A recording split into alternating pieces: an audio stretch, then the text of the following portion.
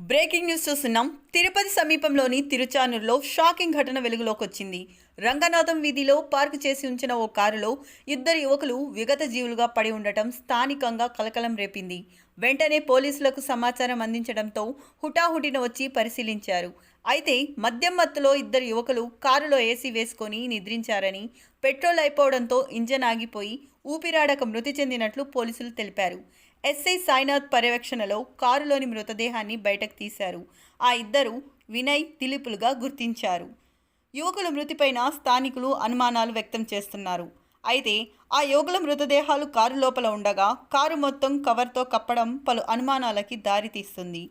SI Sainath ఇచ్చిన సమాచారం మేరకు ఎవరికీ కనపడకుండా మద్యం సేవించాలని ఆ యువకులు కారును కవర్తో కప్పి వారు లోపలికి వెళ్ళి ఏసీ ఆన్ చేసి మద్యం సేవించారని, పెట్రోల్ అయిపోవడంతో ఇంజన్ ఆగిపోయి ఊపిరాడక చనిపోయారని ప్రాథమిక అంచనా వేస్తున్నారు.